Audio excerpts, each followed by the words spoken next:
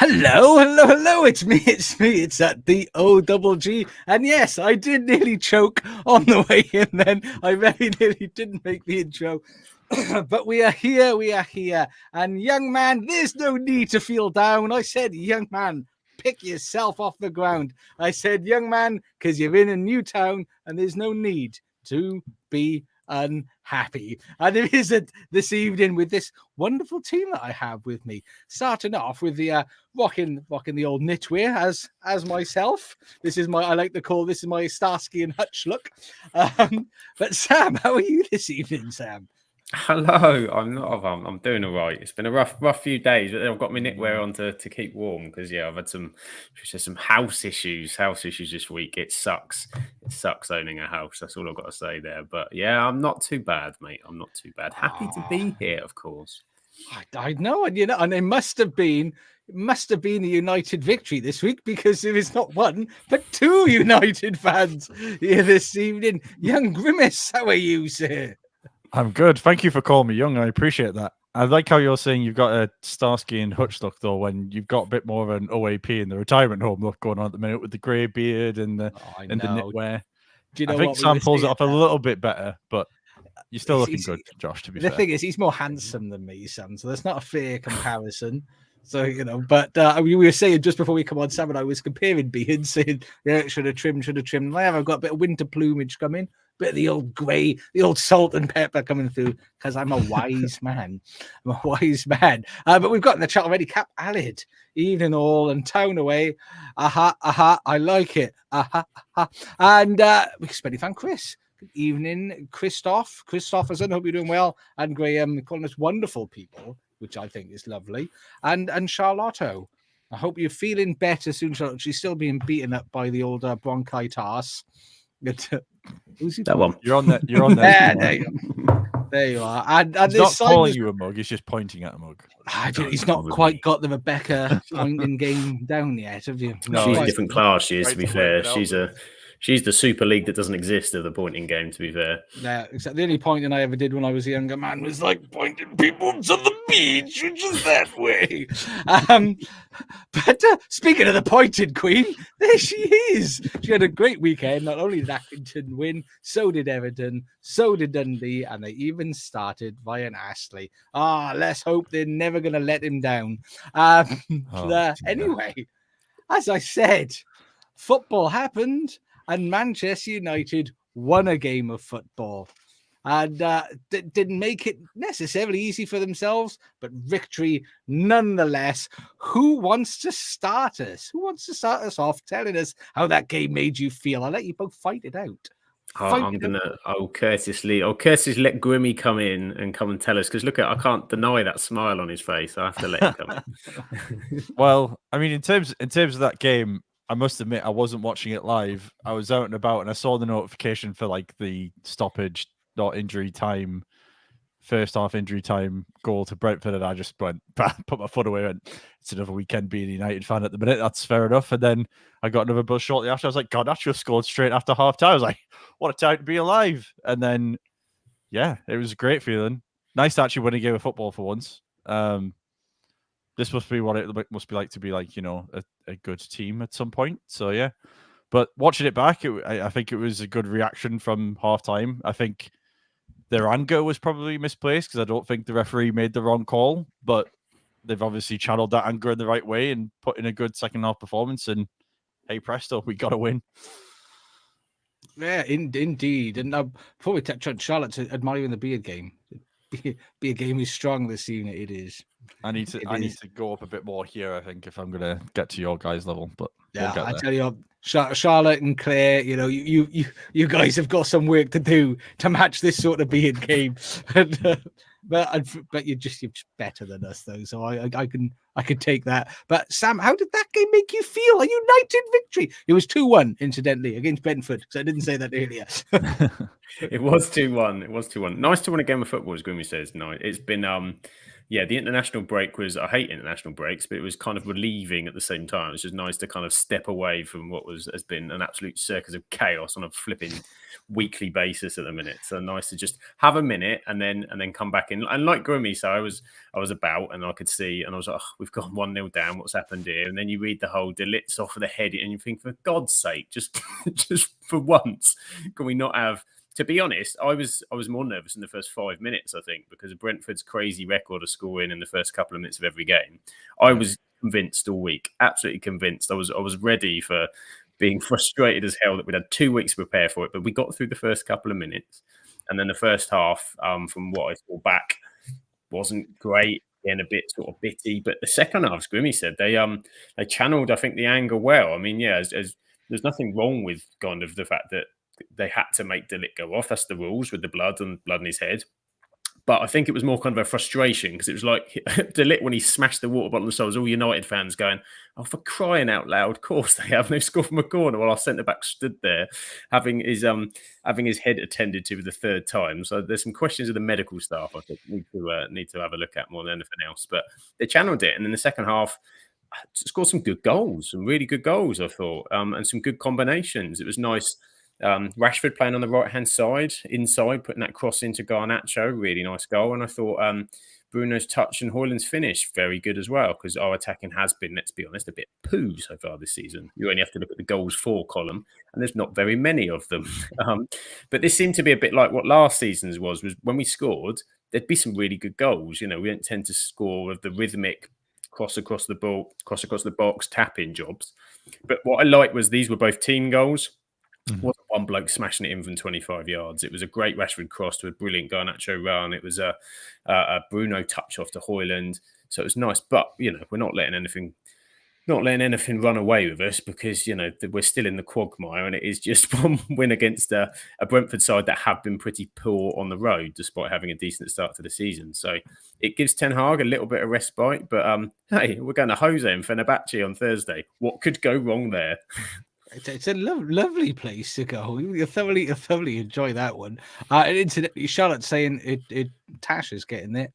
Not quite a beard though. Get some sideburns going on. That could be quite a jazzy look, I think. But I've not seen it. I think she's fooling us all. There's no Tash there. But you're saying, Sam, there's still no Daily United win together. I know. You can only have one. That's when the apocalypse happens, I think, when Charlotte. So that's the beginning of the end of the world when they both coincide, isn't it? And a special one for my Mr. Luke Ulrich. I'm just popping in to say hello there. Hope everything gets sorted up by Spartans from your local rivals, Gateshead, Grimmy. And I hope we all have a good show. Isn't that nice? Isn't that nice? Appreciate you, Luke. He could have been an asshole, but no, he's a good man. When I saw the Speddy fan, I was like, oh, here we go. We might be in trouble. But I mean, what you touched on that they were more sort of team goals, and what I sort of picked up on a little bit is Rashford's been doing all right recently, isn't he? I'm not sure. I never know who to go to because you're both United fans. I'm sure you both got views on it. So I'll ask you both separately. Seeing as Sam answered the last one, Grimmy, Rashford, is he doing a little bit better for you now? I mean, in comparison to like the back end of like the second half of last year or like the past season, I would say absolutely. If you just watch his play by play, he's actually running at defenders and taking them on a little bit more now. He's making passes at the right time. He's not just going for everything himself, trying to get a goal for himself. He's like making decisions at the right time. Defensively, still questions to be asked. I think there could be a bit more urgency there, though I would say yesterday was better. But I think overall, yeah, you can see there's a bit more, I wouldn't say confidence, I would say more urgency in his play, and he's going for things a little bit more. And again, when Rashford's willing to go at people, that's when he's most dangerous, really. Yeah, he's been playing a little bit, as you said, as a team player. And Sam Garnacho, he had a nice game, didn't he? He was very sparky, yeah. Garnacho's been, I think, has had an okay start to the season. It's not been sensational, but he's playing on that left-hand side because they've moved Rashford to the right, and it seemed to benefit the both of them. Rashford in the past tends to, I've never really liked him on the right. He gets stuck down there, but I think he was kind of playing slightly inside, and it did work really nicely and gave Garnacho that space. And what I liked was Garnacho was super positive. question I've always kind of had a little bit with Garnacho is the decision making, and he made so many better decisions at the weekend. There's some quality talent in there. He's really quick.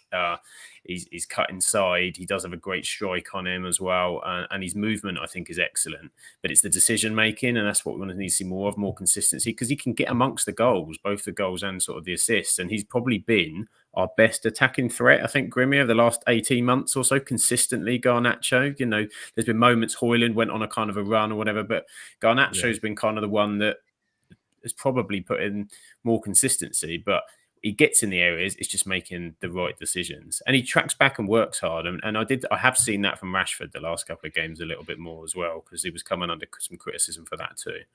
Yeah.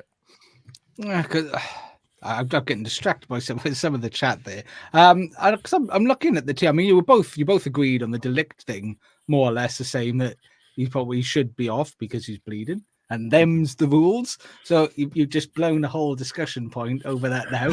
Thanks a lot.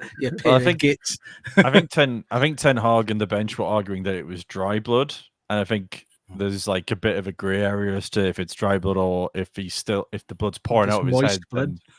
But but again, there's clearly a massive patch of blood on his head and it's dripping onto him. So I don't really see why there was such contention over it. But again, it lit the fuse that sparked the comeback. So I'm not exactly complaining.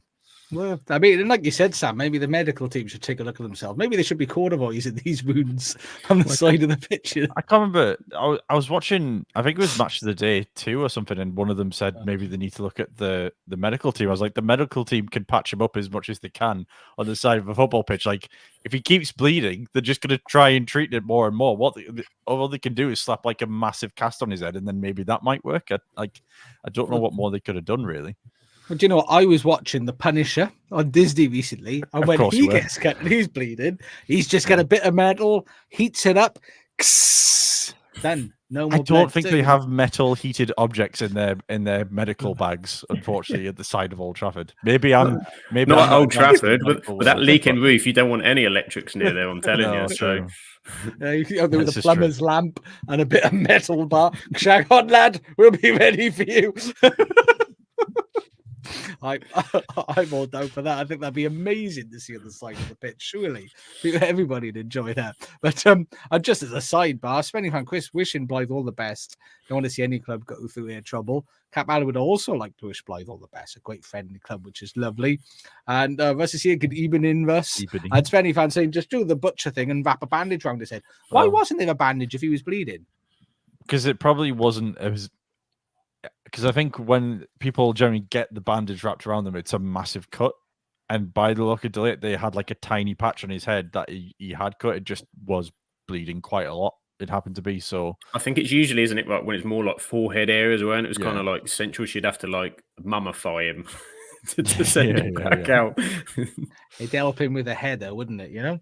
Yeah, but yeah, so that killed that whole debate. But we managed to get a good couple of minutes out of that one. But I mean, in regards to your squad, I'm sort of looking at it. That's not far off what I would probably say you'd want to have as your best 11.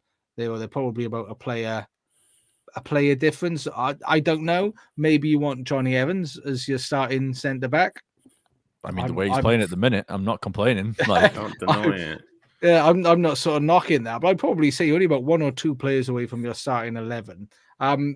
Based purely on the second half performance, would you be happy if that's the case, or do you think there's still 1 or 2 gaps that need to be remedied? I think for me, the midfield's still you'd bring Mainu into that for sure. Yeah. I think there's games where Casemiro and Eriksen is not going to work at all, sat there, and it is that, they give you some good things. Eriksen on the ball so far this season has been absolutely fantastic, and I've never questioned him on the ball. I think he's as good a technical player as you can have. The worry is having him and Casemiro off the ball. But Casemiro seemed to be this weekend picking up better positions and managing that a bit better. Casemiro's still got some incredible qualities about his game, as much as he gets ridiculed a bit for, maybe some of the other aspects that are starting to drop off. He still can control a game in certain ways. I just think you're going to need a different midfield. I agree with Højlund up front helps those other attackers as well, because he plays as a number 9. He presses gives better. You a shape, doesn't he? Yeah, and while Xerxes still looks a little bit lost, he's a very different type of player, and he brings everything kind of back. So I liked that. Johnny Evans would go on forever. Like, yeah, happy whenever to have Johnny. But he also played Lissandro Martinez at left back, which was I think gave a different to have that left-footed outside on the left-hand side. Bit different. He did it for Ajax a bunch of times, and it worked quite well. I'm surprised he hadn't done it beforehand, but again, we weren't missing Mazraoui early this season, so. And that may make the question, because I know there was questions asked early in the season, why didn't United buy a left back? And maybe that's the thinking, is the fact that, okay, well, Luke Shaw is still hit and miss on the injuries, but if we've got Luke Shaw, Malacia maybe one day, if Martinez is the third option, because when Euro comes in, maybe he wants to play Euro and De Ligt, and then he's got Maguire and Evans, or Martinez can come back in. So a bit more versatility, maybe. Maybe that's why they haven't gone for a left back, but who knows? Well, I think it might be that. I think that might be part of the reasoning, but I also think they thought Shaw was going to be back a lot sooner. I mean, personally, for me, for Shaw and Malacia, it's a bit harsh on Malacia maybe because he's had one long injury, but for me, I'd probably sell him at the end of the season. I know he's like a brilliant left back, but we could get other left backs in, and they'd be there. Is this Malacia? No, Shaw. I'm talking about Shaw. I'm on the train of I think he's a brilliant player when he's 100% fit, but he's not 100% fit for more than 50% of the season. So it's like, if we're missing him for half the season, why are we keeping him? Home-based player count.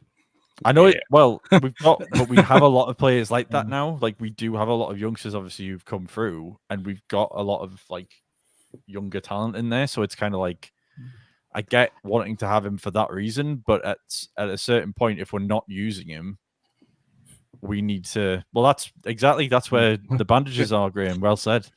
They're all on Luke Shaw's ankles and legs. But for me personally, I think we could go get a left back. He's obviously not going to be as good as Luke Shaw, but he'll be more consistent in the fact that he'll actually be in the team.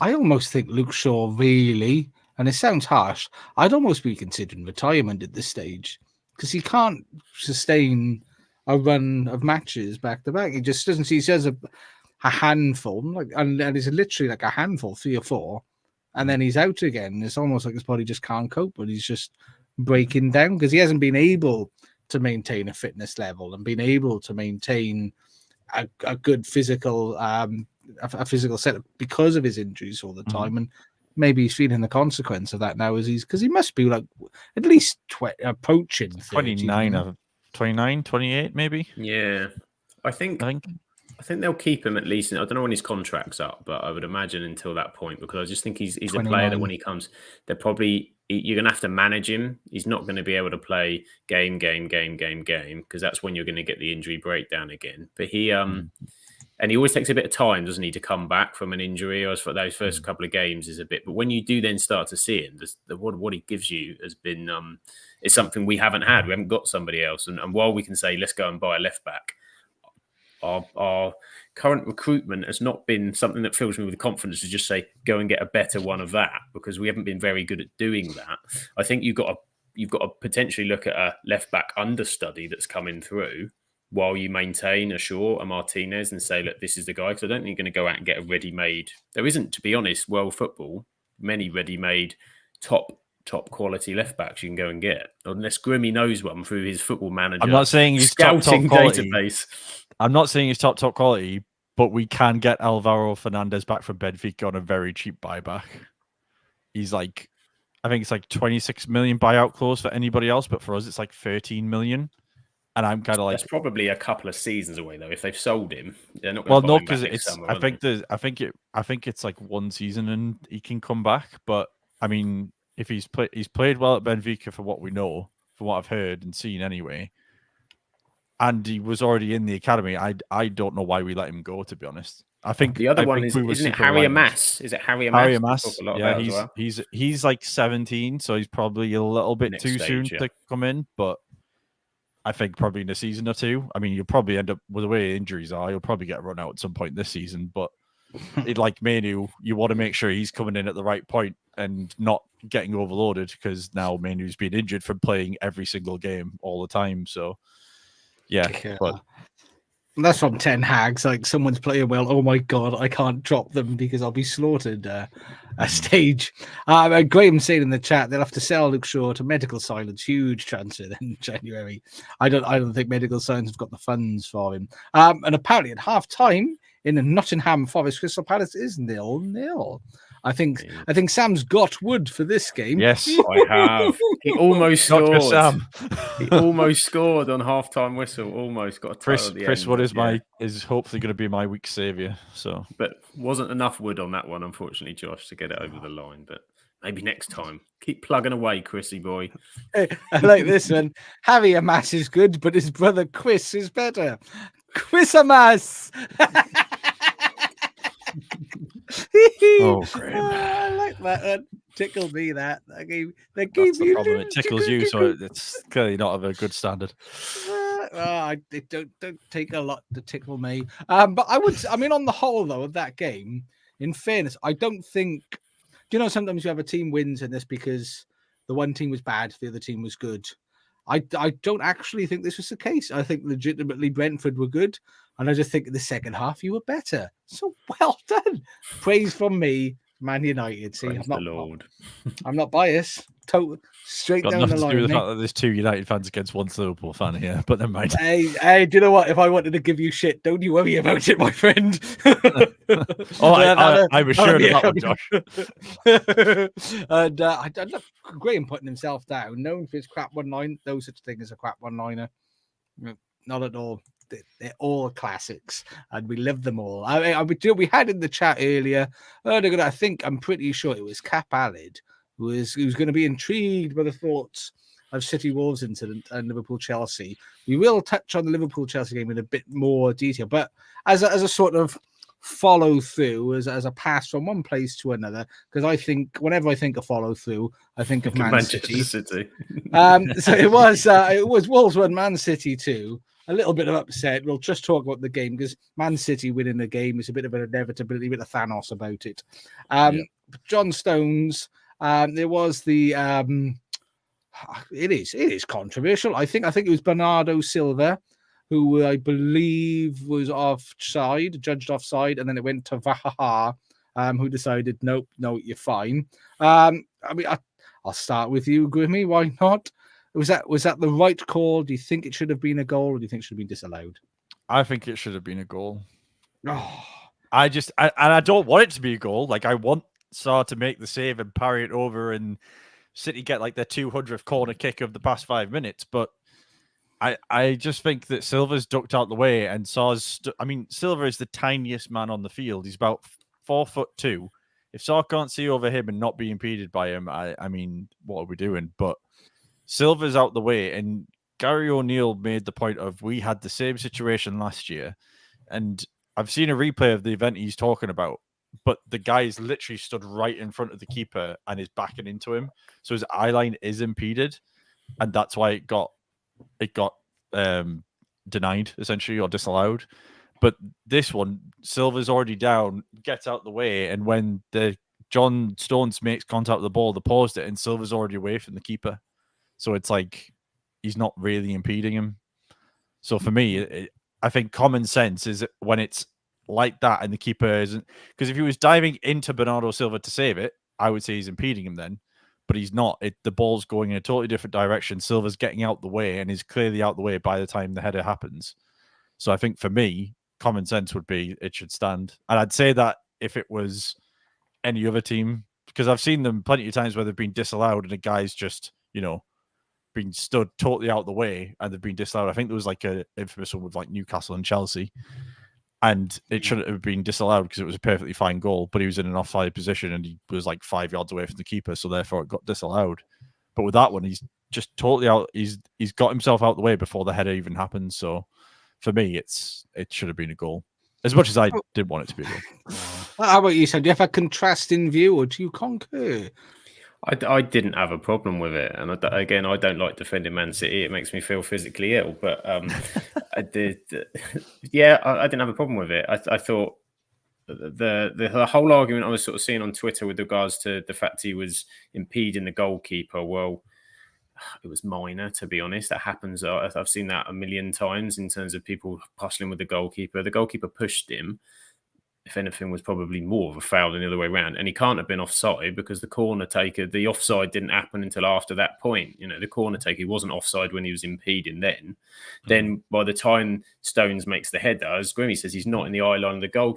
Had Stones have headed it in that far corner and it had gone over his head and therefore probably impeded a dive, then it might have been different. But it was straight at the goalkeeper. I just think it's mine. I felt a bit because Wolves have had it harder than anybody else, to be fair, over the past 12 months. But I did think in this one, kind of fair play to the referee, because VAR called him over, and we all know what usually that means. And he's stuck with his guns in a stadium where he's up against the team that are saying, no, this is the decision we want overturned. I know everyone's because it's Manchester City, and we all know about the charges and this, that, and the other. So everyone thinks there's a conspiracy, but I think the reality is he went with his decision, he went with his gut for it. And I just didn't think the only thing they could have given it for was a foul on the goalkeeper, and I just thought that wasn't enough. And he wasn't offside when that was happening, so the offside thing for me was moot. But as always, you go on Twitter and it's the worst decision I've ever seen. Sometimes there are controversial decisions where there are this kind of debate. One will have one opinion, one will have another. But I don't think it was awful either way. Yeah, because if there was an offside discussion to be had, that's when I would have probably sided a bit with Wolves, because I think when situations happen like that, and people are about in the line of sight of the goalkeeper, I sort of think if he's in your peripheral, that's impeding and impacting the game of play for me. Because if I'm standing here looking over there, but I know there's a dude over here that can do something, I'm aware of that, so that can be distracting. So if there's an offside rule to have, then I'd be all behind that. But because you couldn't be, then it just kills it then, really, doesn't it? Everyone gets themselves all upset for nothing. I think I'm just checking. Spenny fan Chris, I think, awful decision to give that goal. Spenny had something similar and it was offside. How is it any different to this one? Shouldn't have been a goal. But Graham, contrastingly, like the others, as much as I hate to see it, I think it was right to allow the goal. The thing that, I'll be honest, peed me off the most about the whole game was Pep gloating afterwards. The one thing I cannot stand is, he's such an ass, that bloke. It's the hypocrisy of, if he loses because the opposite team are being dogged and getting stuck in and, really low line and parking the bus, he's like, it's disgusting. Only one team tried to play football here, and, there's just, but after this game, he was saying, people shouldn't be shouldn't judge others for the things that they have to do to try and beat us. And I was like, you smug ass. That rank on me a little bit. It did. That's one thing I'll always rate Klopp over Pep on doing, is that Klopp would always stick to his guns. Even if he won 3-0 and beat United 3-0 at Old Trafford, it's like, only one team came to play, did this, that, and the other. And even if he lost to United, he'd be like, only one team came to play, did the other. Whilst Pep will change it if he's won. But if he loses, he's just as salty as what Klopp was. Klopp will never, ever like doing anything at 12:30 in his life. His whole life, he's going to see that through. Nothing should happen at 12:30 on a Saturday. Not happy with it. I got to be honest, I agree with that. 12:30 on a Saturday is not good. It's not good. It means you have to be up too early. They have them players, bless their little hearts. They normally finish training by 1 o'clock, don't they? But I'm not a Pep fan. Graham said football controversy and Twitter's an amazing contribution. I tell you what, while we're on that, then the refereeing contributions and conspiracy, let's head over to the south coast near Sam's gaff. Bournemouth 2, Arsenal 0. I mean, Sam, how did that game make you feel? Well, I was pleased for Bournemouth, and I think Arsenal, I think this was coming, to be honest with you, after the previous weeks. I think they've got away with it a little bit the last few weeks, both Leicester and Southampton. Heather is absolutely, and deservedly so. They earned it. The sending off will, of course, come to whatever, but Wolves were playing well at that point. Arsenal weren't really threatening. I do think without Saka and Odegaard, that attack is not quite the same, but Heather's got a good front line there now. There's some good attacking players in that Bournemouth side, and they interchange so well. You look at who's playing and how many goals scored. There's about 8 different goal scorers, I think, outside of Semenyo. You've got Taverniers in there. You've got Kluivert, Ouattara. Even Nielsen now seems like he's starting to find his ground as well. And Bournemouth were very good, and good for them that they got, I think, their first win over a top 6 side or something in the last year or something or other. But they've been threatening and had some massive results in that time too. So yeah, brilliant result for them. And Arsenal will be disappointed. I've got to see you've got some of the chat between Heather and Charlotte's making me laugh. Heather went heat. Charlotte said heat. She meant Heather, but heat and Heather just goes hand in hand for me. She's asking Heather, how did it make you feel? She says, fan. I tried to think of another Flooby-tastic. Fluky-tastic. I don't get this one now. Chubby Sausage Thumbs strikes again. Who's Chubby Sausage Thumbs? That's not me. She's describing herself as Chubby Sausage Fingers or Thumbs for when she typed heat instead of Heather. I thought she was on about one of the footballers. Who's that? She's running down the wing, hailing a taxi. I thought, is that has Christy got chubby thumbs or something? I know I have. Look at these monsters. I tell you what, to pick your nose with these things, you flipping rip your eyes out.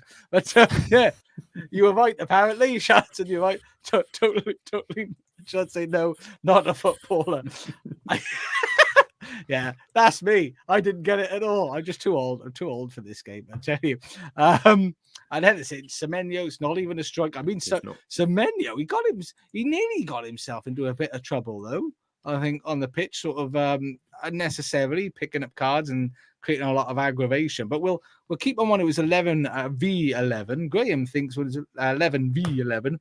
Bournemouth was still the better side. I mean, Grimaldo, did you catch much of the game? Do you concur? Yeah, I mean, from what I saw of it, it definitely looked like Bournemouth were edging towards getting a goal or at least being dominant. So obviously it's one thing having to play against 10 minutes. The other thing is getting the goals against it, because sometimes that can be more difficult when they're just putting the barricades up. But I think Bournemouth honestly, I enjoy watching Bournemouth so much because they just go for it. They don't hang about. If they get the ball, they're going forward as quickly as possible. And I've been impressed with what they've done ever since. Is it Areola? I think that's how you. That's a nipple. Iraola. Yeah, that's Iraola. West Ham's goalkeeper. Yeah, Iraola. Ever since he's gone over to Bournemouth since the start of last season, I think that Bournemouth have just looked so much a better team.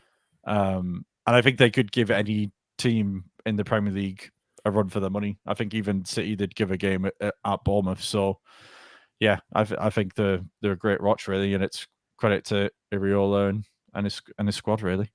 And you know, for me, I credit the owners a bit as well, because he did have a bit of a ropey start. I think there was a couple of games at one point where they sort of struggled a bit, and but they stuck with him. There was none of this, we're going to sack him and bomb him up. They stuck with him, and he's come good. He's very good tactically. Very good tactically. Oh yeah, he's brilliant tactically. I also think that starting period for him didn't help with the fact that they had Gary O'Neill keep them up the previous season, and then they still got rid of Gary O'Neill. I think there was a lot of fans going, well, why we've done that? So yeah, I think like Sam says, tactically, I think he's brilliant. I do actually think he's one of the ones that if a bigger job came along, I think he'd do well at any team because of his how he is tactically.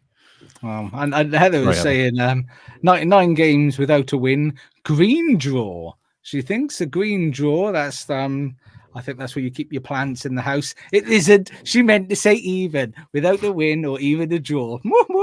Those chubby sausage fobs are striking everybody in the chat tonight. Or is it Saliba? I can't tell. And Gray is saying, Aviola, he's getting a bit of biology here. Technically, isn't that area around the nipple? It is. It is indeed, actually. The Aviola is I don't. Thank God we have Graham on VAR. He's reversed the decision. Confirmed it. I was about to get the proper biology then, and like A-level childish biology, but I'm not. I'm gonna decline from that. As long as that card stays on, we're okay. Yeah, I just give it that. Semenyo, he did do well. The other I thing think I did like with Iraola from the weekend as well was that he talked about it in his press. They lost to Leicester the weekend before, and he was still peeved about it. It spent 2 weeks, and he was like still wasn't. And he kept mentioning it about 100 times, like that lost to Leicester, but we came out and we did it because we lost last week to Leicester, and I wasn't happy about it. And I liked that. It was kind of like, I'm here to put stuff right. And the fact we've beaten Arsenal 2-0, but that loss to Leicester, I'm telling you, it's still getting me going. I mean, I've got to be the same thing with Slot being upset about losing to Nottingham Forest, and it's good managers. They want to win every game. I had to say she's got the sausage tubs there.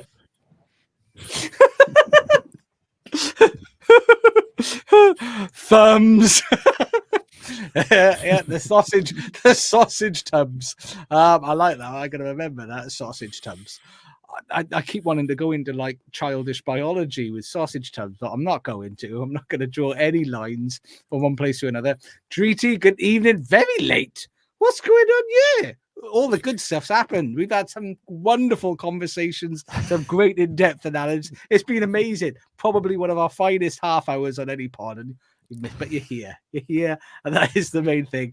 I hope you're doing well. And Graham saying the absolute bull pod VAR, this will go well. I mean, something that didn't go well and that Arsenal were very upset about was a player being sent off for being the last man and fouling a player, knowing that there's a red card offence. Sam, should they be upset that the team with all the red cards got the red card for creating a red card offence?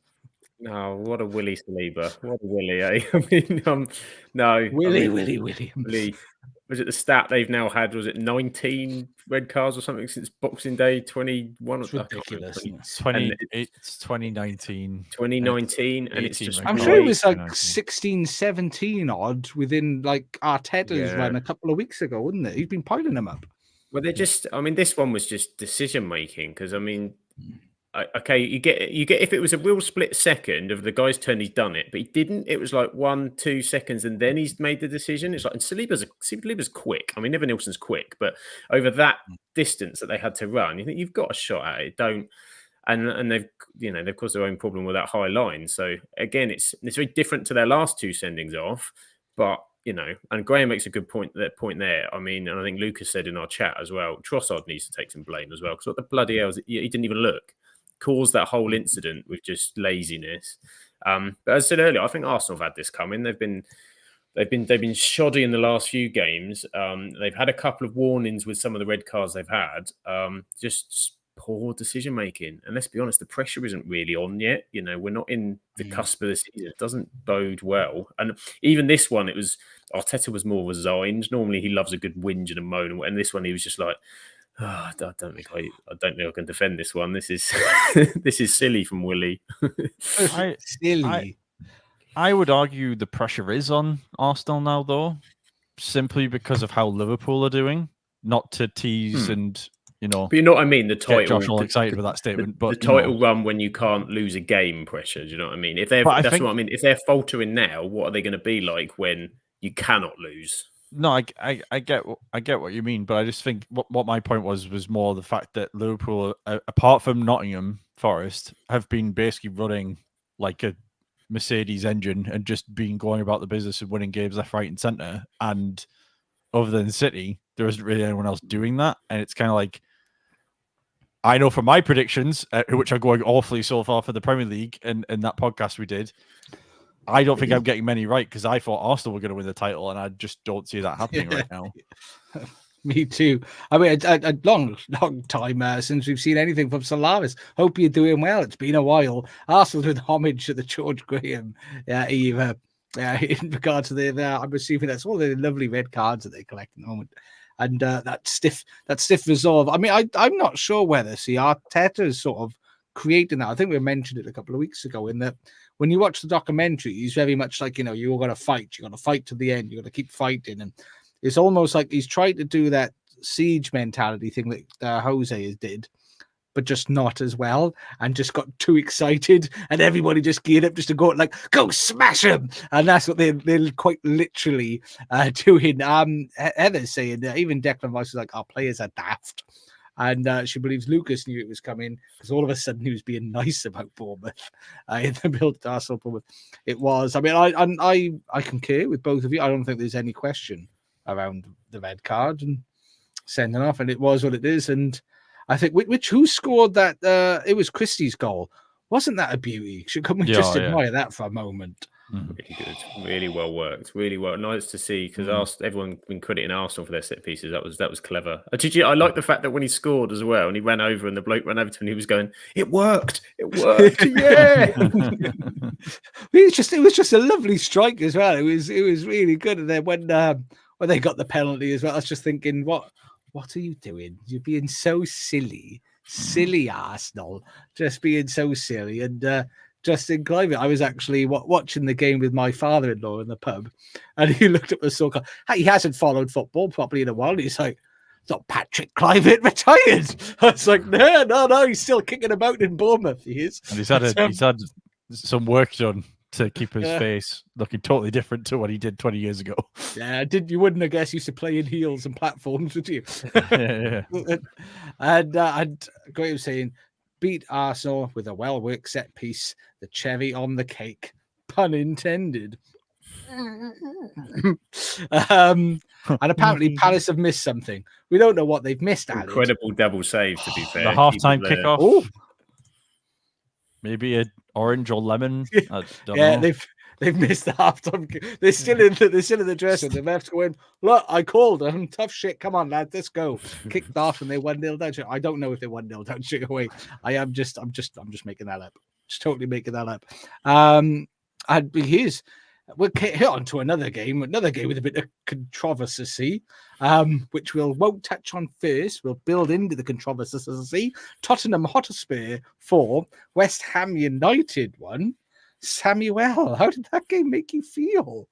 Tottenham scoring goals, aren't they? They are scoring goals. They're all in love with Ange again, aren't they? So it's a merry-go-round with Ange with the Tottenham fans, as I find. But at the minute, they seem to be happy again because they've won a game. It's very funny how that goes.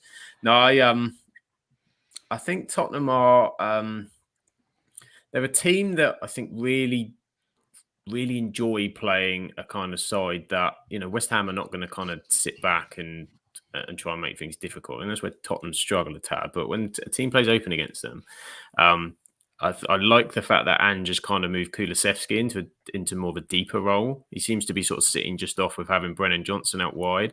And we're starting to see, because I've always kind of rated Kulusevski, but I don't think he's ever kind of had that run. He seems to pick up an injury or whatever. Doesn't always get the same plaudits as like a Son or a Maddison and that get, but I think he's been really important for them. And they're scoring a lot of goals. I mean, they've scored 18 so far. That's a shed load. And when they've been winning, they've been punting them in, and they've been killing games off, which is what he wants to see. They still have this kind of suicidal element to them that you can still kind of see. And at times you can see it's going to backfire still, which I think will ultimately be the consistency issue that will cost them top 4. But in terms of a side and in terms of an entertaining team to watch, they're pretty much up there with those in the division, you've got to say. Son coming back in, he always scores against West Ham anyway, and he loves scoring against West Ham. And West Ham are just... We praised them, I think, last time I was on. I think when Michelle and Rebecca on, because they had a good result against Ipswich, attacked well. But it did show probably that was against Ipswich. And now they've been ripped to absolute shreds and don't seem to know how to defend again. So they may be needing to give David Moyes a call if this carries on a bit longer.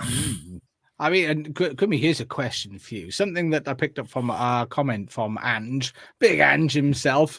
They played better after he subbed Maddison off. He said it was a tactical change because he said he noticed that they would need a bit more energy. They needed more drive to get through that midfield and creativity, implying to me that Maddison didn't have the drive or wasn't putting the energy in. He's not had the same standards of last season. Do you think Maddison actually might have bloomed a little bit and now he's showing his true colours, or do you think he's having a bit of an off time at the moment? I wouldn't say. I don't think he's having an off time at the minute. I think yesterday it made sense in terms of the tactical change because in that first half, West Ham were getting a lot of luck down the wings, and Maddison wasn't really helping out in terms of the defensive duties. Again, creatively, he was fine, but then when Sarr came on, again, like Sarr was when he was at Watford, he was up and down the pitch, chasing after everything, set up a couple of things as well, and just gave probably a bit more zip to West Ham's play, to Spurs' play.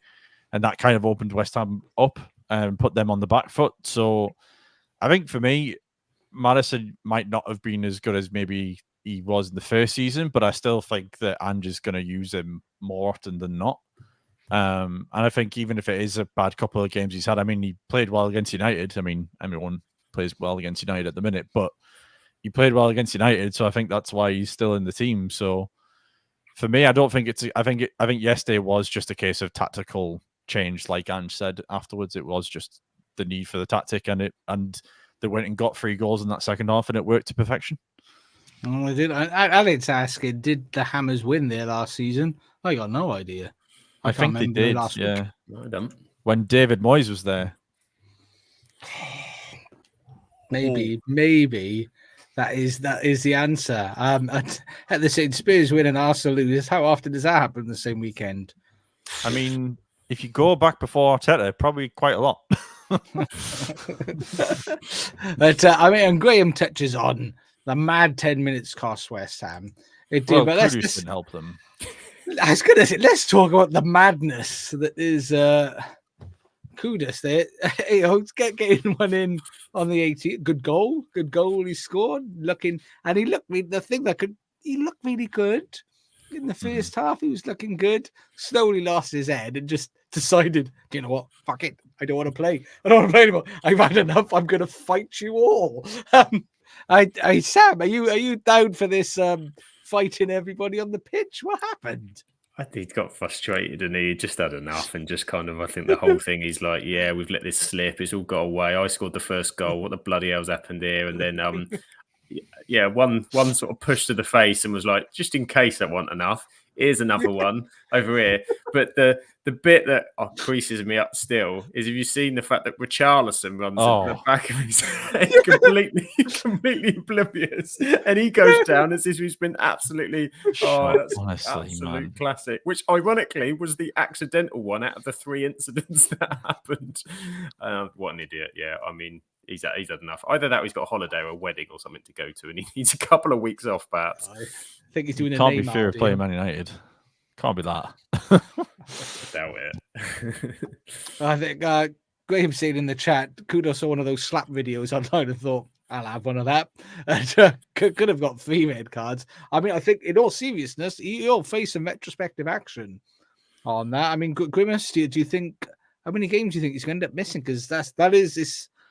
I don't know if it's a straight red or was it a yellow? Straight beforehand? It was a straight. It was uplifted, wasn't it? And violent conduct. So yeah, because the yellow first, the ref went, come on, no, it's just handbag slapping. It's just a cheeky face plant.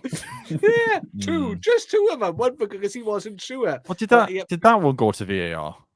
Yeah, it did, VAR didn't it? Yeah, because that was my initial thought is, he's hit him there. Well, he's not hit him, but he's gone above the usual chest area and he's went ugh, and pushed her away. So I was kind of like, that's gonna get looked at again. And then sure enough, he went to the screen. So I mean, probably. I mean, how many games he'll get, I don't know. Probably extend it to 5 or 6. Probably 1 per hit. Probably on top of 3. I don't know. Yeah, he just lost his mind in the space of 20 seconds. It just went, I'm gonna hit everybody in sight.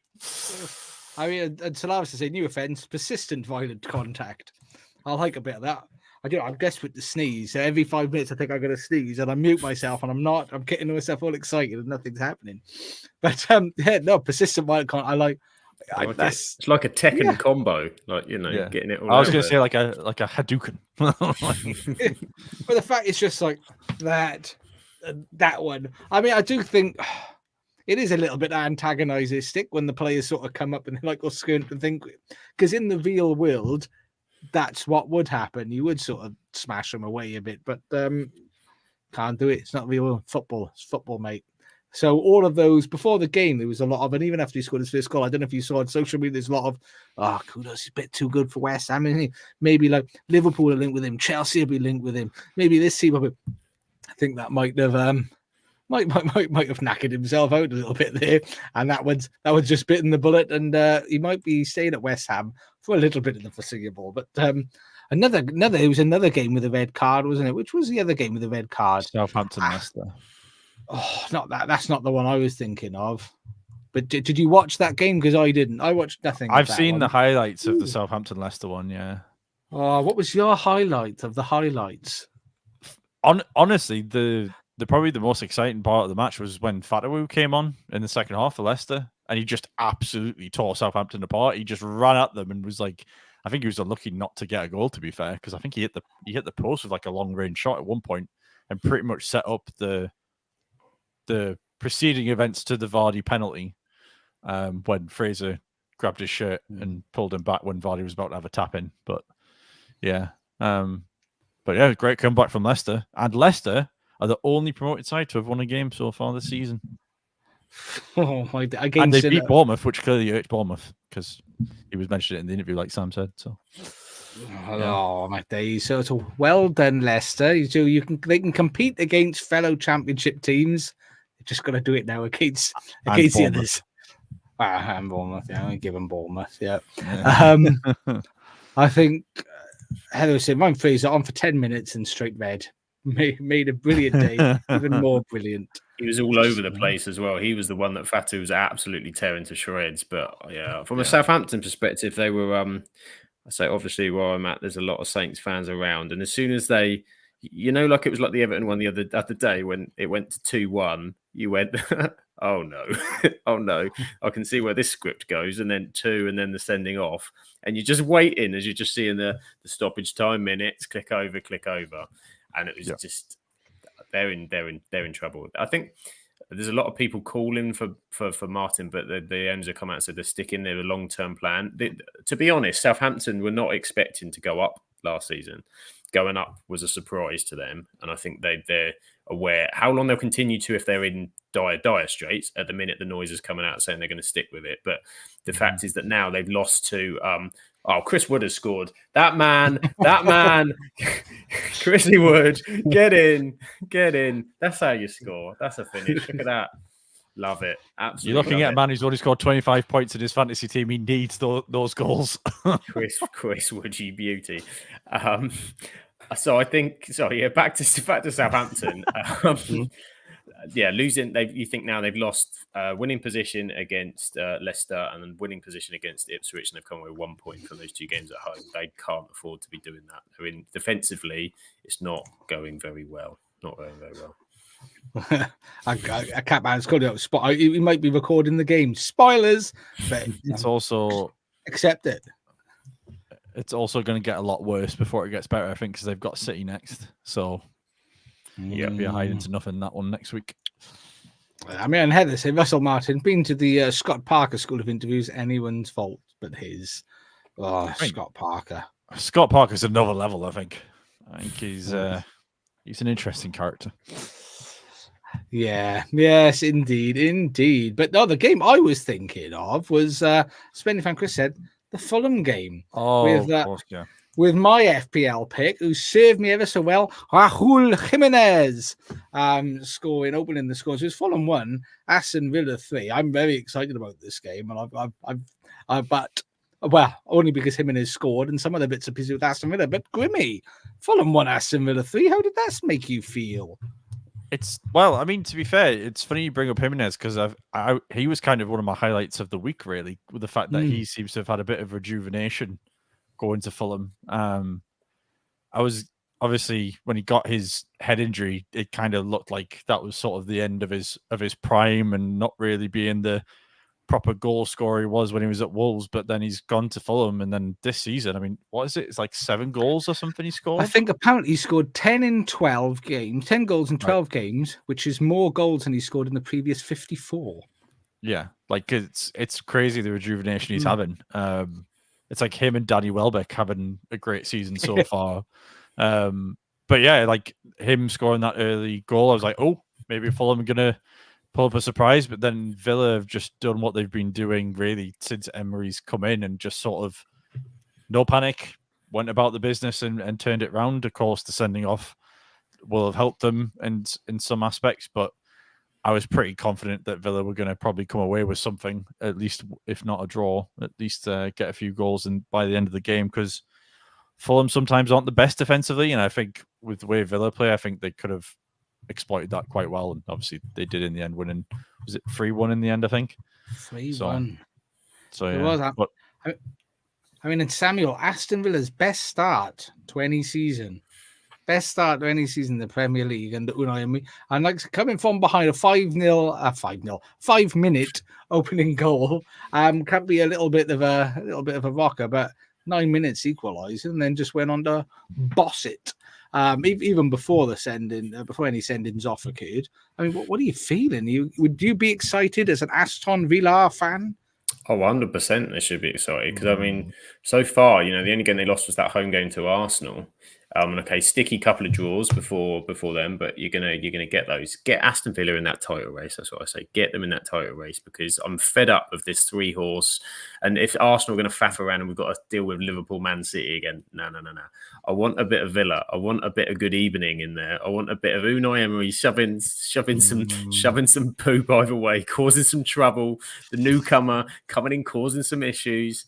I love it. I think everybody from a neutral perspective is enjoying what Aston Villa are doing. And I mean, personally, I really love that win over Bayern Munich in the Champions League for them. I just think that they are a club that for years and years and years they've come down to the Championship. They've come back up. They've not had much success, but they're a massive historical kind of club and they're there. And I've always kind of respected they're a club that, the values of what that Villa have always been, always seem to be kind of good. So for them to be enjoying it, why not? They've got some really exciting players. Watkins has started to hit form again. I like Morgan Rogers. I think he's really exciting. And that's even before you get to Super Johnny Duran, who comes off the bench as and when required. Didn't score. Saving it for a rainy day. Didn't need it. Said, I'm going to keep it in my pocket for now. It's going to be fine. And they've got players coming back as well. Everyone's forgotten Boubacar Kamara has been out for such a long time. He's way back. Tyrone Mings gives them something else defensively. Can I say, you said that name so well. Say it again, Sam. Boubacar Kamara. Oh, Boubacar. Oh, God, I love it. It is. They're just looking well. I mean, Simon said, I always thought Unai wasn't given enough time at Arsenal. Heather's scared to go in there.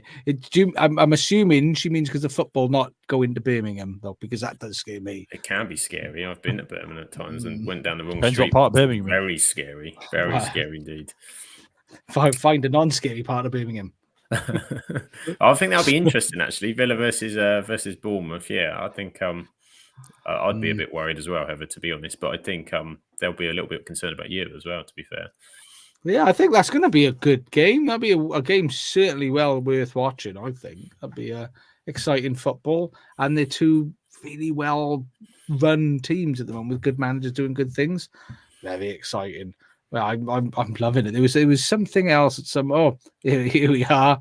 Graham said Pereira needs to spend less time poncing about with this penalty. I haven't heard the word poncing about for a while. I like a bit of less time poncing about and run up and concentrate on taking a decent penalty. Yeah, I'm not a fan of that. Anybody enjoy a bit of poncing about? Not when it comes to a penalty, no. Not when it comes to that. I've never understood the whole tap it into the keeper's arms. Well done. I've always been like the Alan Shearer school of I'm going to put it there just as hard as I possibly can. So have some of this, you bitch. And you blaze it over the bar 20 yards. At least you put some effort into actually hitting the ball. Just run speed. All of this. Here we go. Oh, here I go. I'm going to kick it. Am I going to kick it? Oh, here it comes. Is it coming? No, it's not. It's still not the worst run up though. The worst run up is Paul Pogba's 30 tiny steps, jogging on the spot practically, then running and then blazing it over the bar. Who was the guy with the Italian? Was it Zaza? Simone Zaza used to do it. I think he did even more, didn't he? He had that kind of really tiny step. I like Roberto Carlos is for me the master of the tiny little. Here we go, the little engine. I'm going to build up steam. But he used to wallop it and score beautiful free kicks. Yeah, and with him, it was just building the power up in his legs. You could just see it. That was like charging like one of those toy cars, up, like revving it up and just. Yeah, and he used to do it so he could get away with it because it would work, and then a left foot that could like decimate a brick wall and demolish buildings. Mhm. So I was going to say ask Alan Smith about a good left foot free kick, but I'm not going to because that's mean, isn't it? Wouldn't that be terrible if I said that? So I watched that live on TV and he threw up seeing that man's leg collapse. Well, you should never get in the way of John Arnavise, mate. His leg survived the golf club off Craig Bellamy. So what a machine.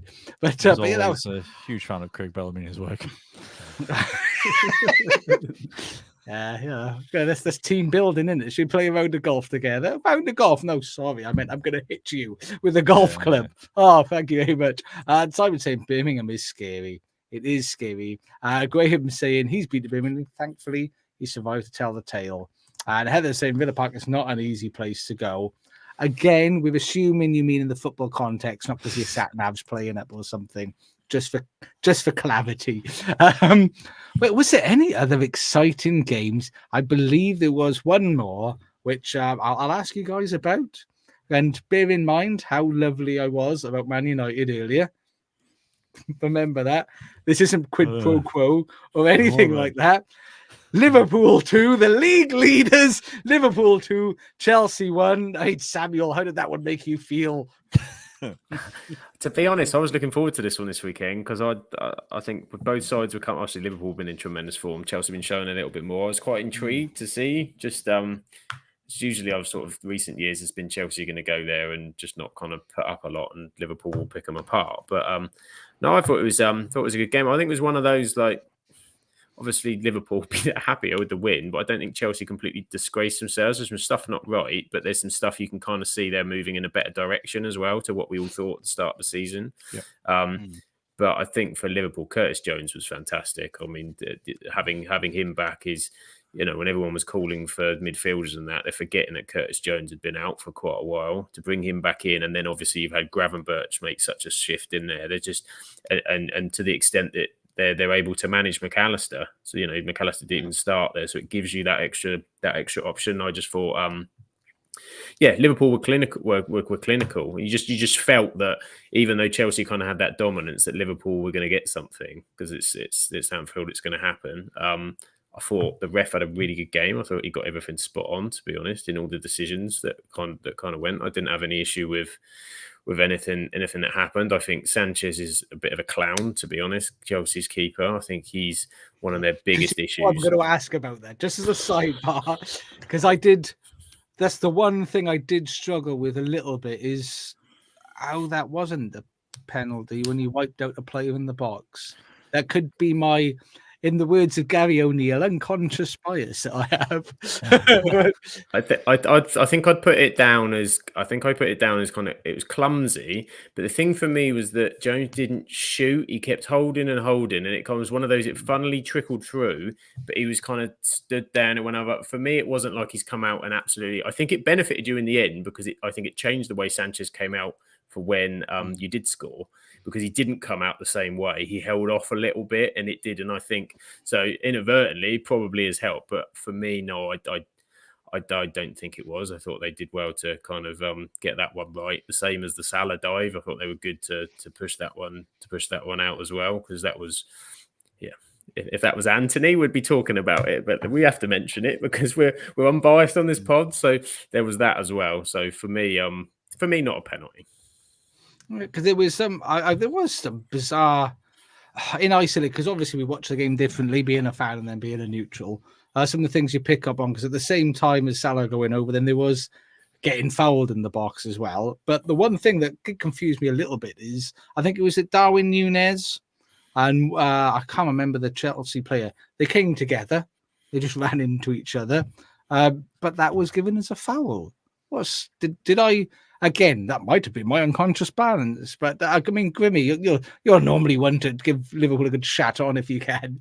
Well, am I wrong in that? Was that just a bit of because it was a nothing for me. There was nothing either way. They just when I saw that, I didn't particularly think anything of it. It did feel like it was just a coming together of two players running into each other. But it was also, I felt the same thing with De Ligt, on the Saturday when he went for the header, which is what injured him and cut him open. Yeah. he went to header it, and the Brentford player kneed him in the head, and then they gave a free kick against De Ligt because he was going for a header. And I was like, he's just been kneed in the head. Like, how is that?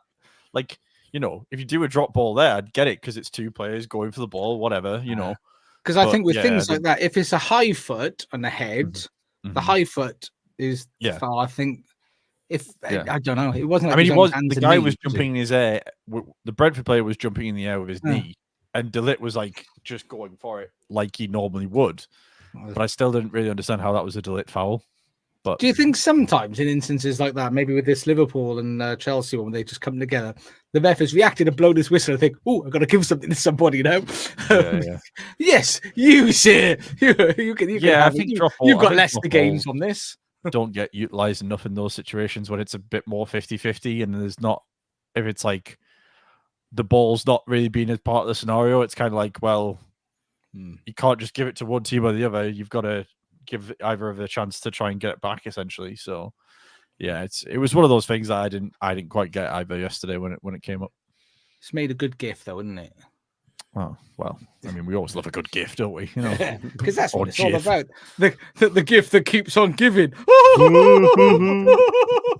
I have seen a lot of praise given for Chelsea, and I think they did play well. But from a Liverpool perspective, and as Arne Slot said after the game, he was sort of he was okay with them having the ball and doing stuff because it's the quality of what they did in possession, and he felt that we were comfortable, that we were just going along. And Sam, you sort of said you felt Liverpool were comfortable throughout the game. I'm sort of looking at this one, and then the next test is Arsenal next week, but not just Arsenal, depleted Arsenal. Do you think this sort of, I think Grimmy said was like Mercedes, was it you, Grimmy? Mercedes sort of style of just doing things, just plodding along, doing your stuff. How do you think that's going to come up against the second test of Arsenal next week? It's a different test, but I think, and going back to Grimmy's point, this is where the pressure really is on, because Arsenal now have, I think this has played really nicely into Liverpool's hands for next week, because Arsenal fans are going to be demanding that they have to go out and they have to go and beat Liverpool at home. And at the minute, we don't know what the status of Saka and Odegaard's fitness is going to be for that fixture, and they've got a midweek European game as well, so isn't gonna help to get through that. Saliba's definitely missing, is he? Saliba's definitely out. So therefore, you've got, and Kiwior was poor the weekend, so I don't think they're playing. I think there's questions over Calafiori still working his way in. He's going to be up against Salah, and Slot I think will utilise the same. He'll be happy for Arsenal to have the ball, knowing that you're going to hurt them and can hurt them in the moments. And I think, you look at a player I thought Chelsea played really well at the weekend was Lavia, Romeo Lavia in their control, and he looked really good. He got through your line and was able to ping stuff up, but then they still couldn't get further. Your defence defended really well. There wasn't a lot created. And Arsenal's wide players are going to have to be really good. They're going to have to be really good because that's where you can hurt Liverpool, and that's where Chelsea were getting a bit of joy with Madueke against Robertson. Robertson was having a really tough time. Trent pocketed Sancho on the other side, but Robertson was having a tough time, and they're going to need Saka for that. So I think it's really tasty now because Arsenal have got no choice, and Arsenal this season haven't been very good at coming out and saying we're going to dominate you, but they're going to have to, because if Liverpool go there and win, then suddenly, certainly, the big noises start going. You are in a title race, no doubt about it. But Arteta would have blown it away, wouldn't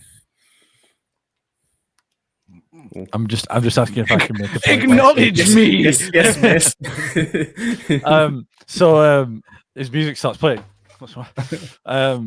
So I had a bit of a think about this today because I'd watched the Liverpool game, and again, like everyone else, was thoroughly impressed by how Liverpool did and managed Chelsea quite effectively.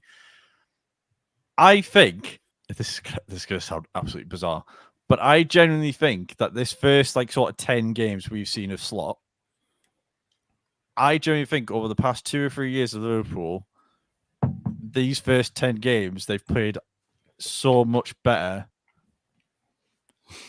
Graham gets it, but they played so much better than what they have the last 3 seasons of Klopp.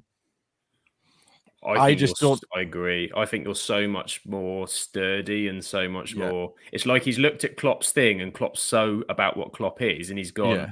Because I'm not Klopp, I can say let's tweak that a bit, and then Yeah. you get this as well. And I think the key thing, I think I've been trying to put my finger on what it is that I think is the main difference, and I think it's the amount of energy they put into getting the ball back. Because Klopp was always like, you've got to press him like 100% of the time. You've got to hammer him. Again, Josh, you can tell me if it's different because, again, I don't watch Liverpool 100% of the time. But when I've watched Klopp, that seems to be what goes wrong for him towards the end, is that they sort of run out of legs. It's what happened with Dortmund.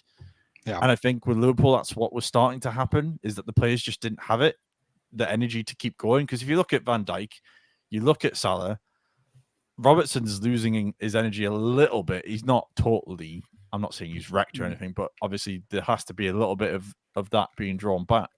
And I think why I'm so impressed by what Slot's done is he's managed to change it from being the bombastic energy, firing all cylinders at all times Liverpool that Klopp had. And everyone, don't get me wrong, was fun to watch because you didn't know at times if it was going to go Liverpool's way. Obviously, when they were winning league titles and Champions Leagues, it was clearly going the way all the time.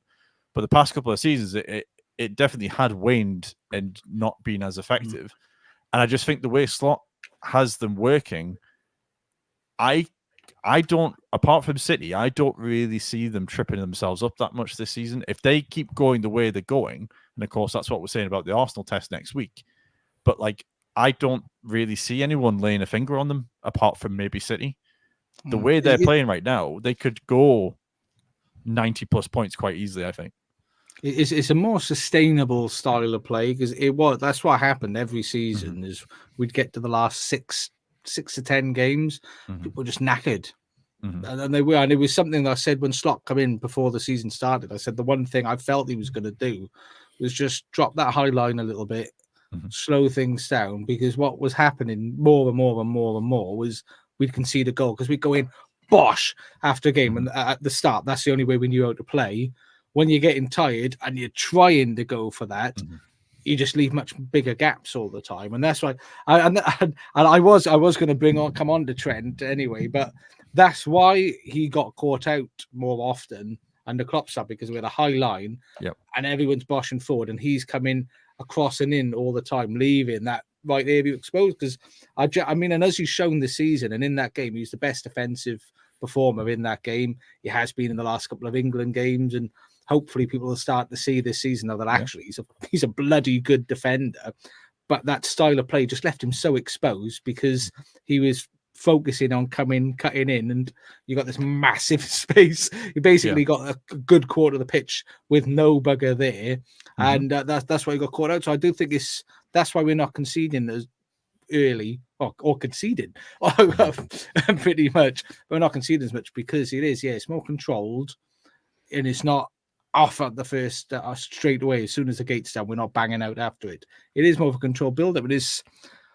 It's exciting in a different way to watch, and you know, I do think Slot's biggest test will probably come next summer, because if I don't think it will happen, but if, say, for example, Van Dijk, Salah, and Trent, whose contracts are all up, go, he's got 3 big holes to fill there, and I just don't know if they're going to be.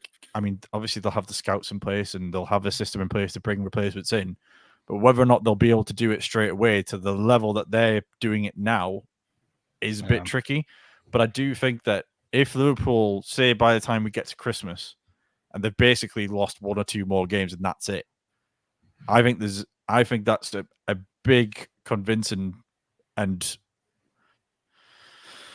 I don't know, incentive, I guess, to Van Dijk and Salah and Trent to go, Klopp's gone and we're even better now, so why would you leave? I think as a team at the moment we are, I think, 2 points ahead of when we won the Premier League, the season that we won, and the last time we got 90 points, I think we were ahead of then as well. So we have been one of our better starts the season. It's interesting. It is. And I think you're not under the pressure. Do you know what I mean? Because we all know what City can do. And let's be honest, City is still mucking around a little bit. They've been a bit, they've gone behind 5 of their 7 games so far, and they've still got that period of, who knows what's happening at the back end of that. But Liverpool fans honestly weren't expecting the title. They were prepared. New manager. We have to be patient. And okay, it's different once you're in a title race, you want to win it, of course, but they'll not feel that they have to. They'll feel and just because you're there and competing, as you said, maybe that's enough for Trent and for Salah. I mean, I think Van Dijk's already in contract talks. I honestly don't see Van Dijk or Trent going anywhere unless Trent's got some crazy desire for Madrid and the money and the rest of it. That's the only thing that could possibly, but I don't see it. I'd be surprised. I can't see Van Dijk going anywhere. Salah at some stages at that point of his career, you can see it, but and Van Dijk will then get to that point. But you'd hope that you can have a Van Dijk while you're bringing along the next centre back. I think you can cope if it's just Salah. You can cope with just losing a Salah because as much as he brings everything in, and he's probably one of I'm not saying one of the best players we've had in the Premier League while he's been at Liverpool. But you can almost make adjustments, so you can sort of tweak a style of play, and you can bring players in, and the goals are more shared out. And I think our style of play hasn't been as reliant on him as it has been in previous seasons. In previous seasons, I think we needed him playing well, and when he didn't, no one else was there. So I think we could almost deal with him. I don't want him to go. Before I get any shit off any Liverpool fans anywhere else, don't want him to go. I think he's amazing. But I think you can almost cope with him going. If Trent and Van Dijk were to go, that would be a kicker. But I'm the same with you. I don't see Van Dijk going. I think he's in a weird position in his career to really go and do anything else. I think Salah's got the money that he can make. He can sort out his family and his kids and his kids' kids and his kids' kids. Yeah, and he's from a part of the world where football is growing and they're trying it, and they want Salah because they know that he's going to be the big poster boy to push. And he might want to be that poster boy to help improve football in that area where he's from. You know, I don't see. I view it differently. I generally think there's a good chance that Salah will stay. I don't say it being like another 5 years, but I think you get him another 2 years. Same with Van Dijk. I think Trent's the one that I think everyone needs to be worried about, because I do think there is that. I think Madrid will have a pull, and we've seen like Liverpool players go to Madrid before, like Steve McManaman. I mean, you know, he's from Liverpool. He's a Scouser himself. That should have been like Liverpool's the holy grail to him, but you know, and then you've got such a young Madrid team. Trent sort of fits into that sort of spine of that team. He's won everything. He's won everything. So he might want that. Yeah, he might want that challenge, mightn't he? And then it's ironic. You may well end up with. Remember that summer where Henderson and Trent were trying to persuade Bellingham to go to Liverpool? Is you may now have Bellingham on the England camps the other way round with Trent. I'll be the only thing I will be annoyed about if he goes. I can understand going at some point. The thing that would rankle me, and I know a lot of Liverpool fans, is if he goes on a free. Yeah, that would be because I've seen some people say, "Oh, well, he doesn't know the club or anything." He does. He owes the club everything, because as much as he's done for the club, and without them bringing him in, putting the faith in him, putting all that development into him, he wouldn't have anything. He wouldn't be who he is. And I do think you owe that. Luis Suarez got us money, and he could have left quite easy, but he didn't. And I can see you, Grimmy. I'm not going to cut you off. No, but I was just gonna ask though. But is that the player's responsibility to get money into the club?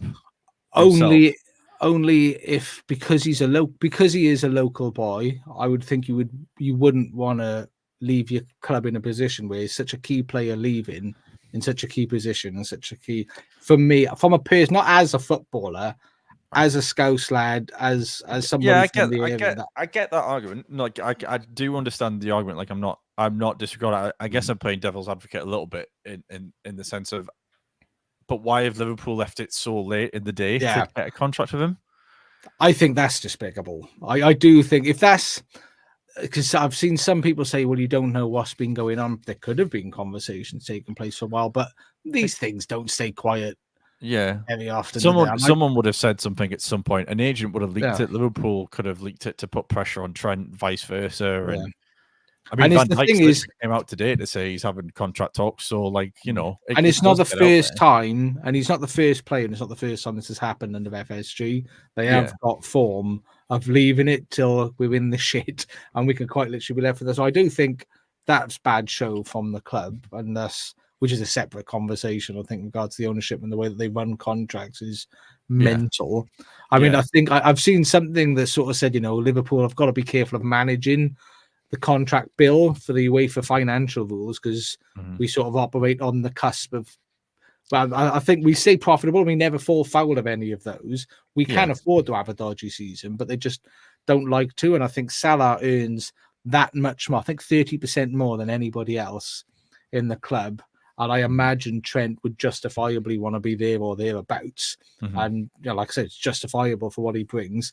And that could skew it. So maybe they're trying to sort of like figure out figures or faff about, which could be delaying it. But like you said, though, they've had time to do it. It's not like it's a surprise his contract runs out. Yeah, exactly. That's probably the problem they've got, isn't it? Is that those three are the three biggest earners. Yeah. You're not dealing with one, you're dealing with three. And what happens with one impacts the other two because that's where the funds are going to come from, isn't it? So to have all three at the same time is probably, And if you're sorting one out, then the other two might go, hang on a minute, am I not the one?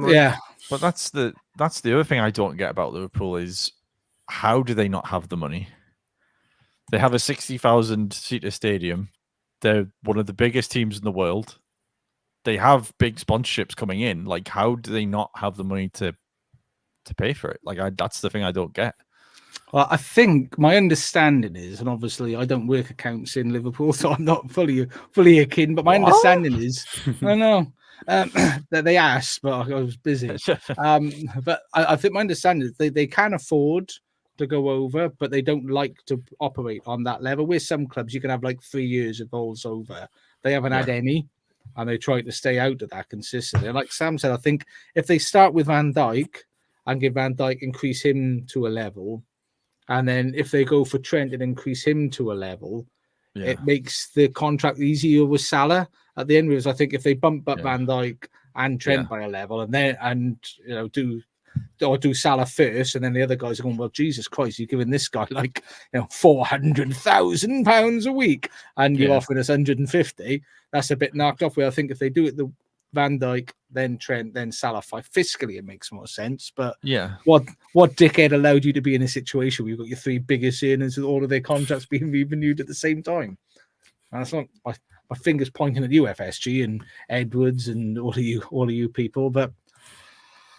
It is what it is, but it was a lovely day of football, though. I thoroughly enjoyed it, and I'm glad you all did. Hopefully, as well, that conversation has given us enough time for me to get this bad boy ready because I forgot to upload it before the show. So look at that. Worked out beautifully. But yes, that is the league table. Those are all of the games that took place. The only ones that we didn't touch on was Everton, Ipswich Town. Well done, Everton. Sam was praising old Dwighty boy. Oh, Dwight McNeil. Do you see the assist for the Michael Keane smash from close range? He's still twinkle toes, Dwight McNeil. I think he's 3 goals and 3 assists, and Everton has scored 9. So who knew? Dwight McNeil's the guy. Can we also take a minute to recognise Alex Ferguson's eye for talent when Michael Keane and Danny Welbeck are scoring well into their 30s? Well, praise be. There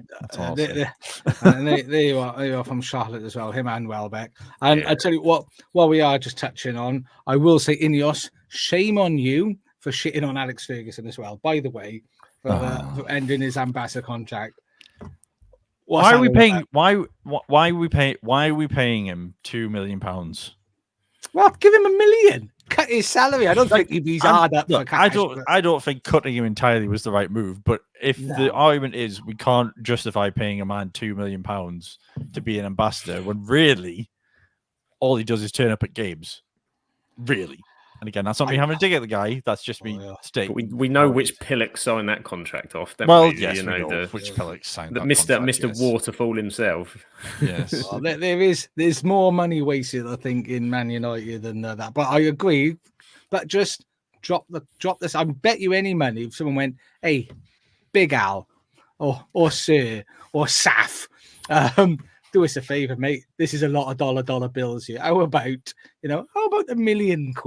How do you fancy that? I'm sure he would have been fine, but I just thought it was bad taste. Got a bad taste in my mouth, and I'm not even a United fan.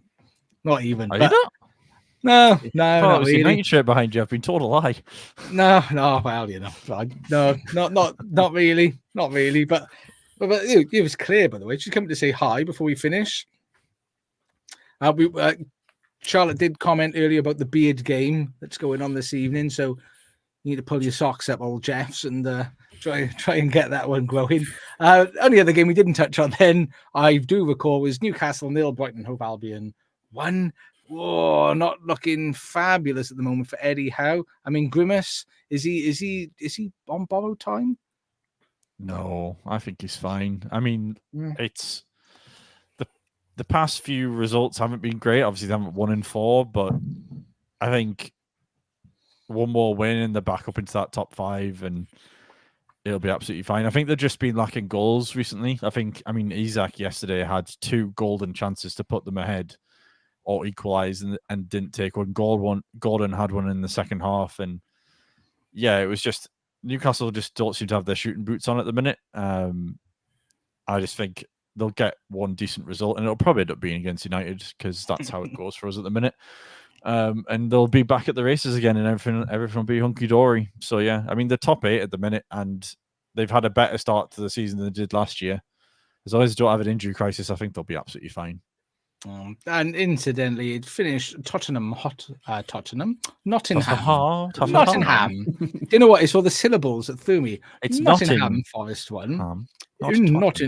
Nottingham Forest 1 0 Crystal Palace, and Graham just poking fun because he's just a meanie, just mean to that Crystal Palace. And Claire thinks she's got a better beard than all of us. I'm not sure where she keeps it. It might be in a box that she brings up for special occasions, but I've not seen it. And that is the Premier League table. Liverpool are top, astride of the Premier League, 1 point ahead of Man City, only conceding 3 goals in 8 games, which is lovely to see. And then Arsenal now have 4 points behind first and 17, as are Aston Villa. And Brighton then in 5th on 15 points, and Chelsea, a resurgent Chelsea, who I'll be honest, I thought were in the bin. They don't seem to be in the bin. In 6th place on 14 points. And but I quite like Aston Villa and Brighton in the top 5, part of that top 6, ruffling the feathers. I do enjoy that. And then down the bottom, Wolves, not having a good time. 1 point for Wolves, 1 point for Southampton, 3 for Crystal Palace. Oh, Crystal Palace struggling. They might be doing palacey things and maybe do us a favour. And finally, one of the most boring teams, and my bogey team will leave. What's up, Grimmy? You look like you're excited to say something. I wasn't excited to say it, but I was just going to ask a question. Looking at that table, like, do you have a particular candidate who you think might lose their job first? Because I was thinking it was going to be, is it Russell Martin at Southampton? I thought it was going to be him with how many they concede and how badly they play at the minute. But then Sam pointed out that the owners have come out and said it's a long-term project with him. So do you have somebody that you think might be in a bit of danger at the minute? Or I would say, particularly after tonight, and the looks on the fans of some of the Palace fans, Glasner might be in trouble. And so, like, when he come in, things look good. But Palace do this. They had this with Vieira. They had a good period. Then they drop. They always do this, and everyone goes, "Oh, relegation, Palace, make a manager change," and they finish 11th or something, and it's completely different. But that you just compare that squad to some of the other ones as well, and it's not whatever. It's just not clicking, is it? So I would say Glasner, and you've got to say Gary O'Neill. Wolves have had some really tough games, but they can't continue to faff about down there. I think the run of games they've got between now and Christmas will keep Gary O'Neill there. I think that's what I think they've realised. They'll realise how bad it's been that start to the season. Lopetegui, if I've got that pronunciation right, West Ham. I can't give it the jazz that Josh does. But I think him at West Ham is certainly one to look out for, because I think if we get a good result against them, Sam, I don't want to curse it. I'm saying if, by all means necessary, if we get a win against them, I think that West Ham crowd could be quite hostile, I think, because they'll be thinking, what the hell's going on here? But serves you right for changing. Let's not also forget our manager's probably still got some slightly charred bum cheeks as well at the minute. It's not going to take too long to start to heat that pie up again, is it? I think 1 win against Brentford is only so that's another game you could see us going and getting done there, and then it's the other way around too. But I agree. I think Lopetegui is another one. It's just not working. It's just not defensively. They look a shambles, and they made some decent signings in the summer and have gone backwards. And that's I remember, Josh, we had this conversation, didn't we? I thought they were going to do well. They made me look like a right dick. We said, most of this table making me last look season the same, to be fair. It could be. We did say at the end of last season, we're saying you might regret losing David Moyes. Losing David Moyes, you're going to get in a position where you might be thinking, we're going to try and go for more, and they're getting dragged in. And the squad that, again, you have to look at the squads, I think, and around the teams that they're at, West Ham should be higher. There's no doubt about it. I agree, and I think, as we've said before, fans and clubs need to know who they are. You need to know who you are, where you sit in that pecking order, and just don't be silly. Don't be silly, and sometimes appreciate. David Moyes winning a European competition, getting you some of your highest finishes in a while, and not getting you in trouble. That's pretty good. That dips and troughs happen. Look at that. Just get a grip of yourself. So know who you are. You are not a top 6 side. You got to build, you lunatics. But that's the Premier League. Sam, have you caught any La Liga? I haven't, but I have the BBC results up of the La Liga. You can also use other score-based websites, but this is the one that I have open because it has the scores as well. To be honest, I haven't as much this season because it's been pretty straightforward. It's Barcelona at the top and it's Real Madrid up there. That tends to be what happens. But Barcelona are, they're banging goals in again. And Robert Lewandowski. I was going to say that. I was going to comment. How many goals has he scored, Sam? Have you seen? He has got 12 goals so far. Just a few with a shot accuracy of 55%, 1.34 goals per 90. So it's fair to say Robert Lewandowski's not having a bad season so far. 36. The man's 36. He's just an absolute machine. He got 2. Pablo Torre got 2. Pedri got 1 as they destroyed Sevilla 5-1. Absolutely spanked Sevilla. You've got Atletico Madrid. They got a win this weekend as well, 3-1. And another old boy, and Antoine Griezmann scoring for Atletico as well. And Madrid had to fight a little bit this weekend. 2-1 at Celta Vigo. Of course, Kylian Mbappe on the score sheet and Vinicius Junior as well. So Madrid doing the business. What else happened elsewhere? You've got a win for Mallorca, a win for Athletic Club, and Iñaki Williams with a double goal for them, and Real Betis with a win at Osasuna. But Valencia are the result. They lost today, didn't they? It was apparently so 3-2, and it was despite a late. Yeah, they got a late goal back, but so they're in trouble. They are in trouble, sat in that relegation zone. Like every season, though, isn't it? Every season they're in trouble. It's either Valencia or Sevilla, or a combination of the two tend to faff around there at some point, don't they? And then get themselves out of it, but not good. Sevilla's the weirdest one to me, though, because they were always up there. They were always top 7, like without a shadow of a doubt for a good 10 years. I mean, I know Emery was there for a good 8 of them, but just Sevilla and Valencia falling off the way they have is just remarkable.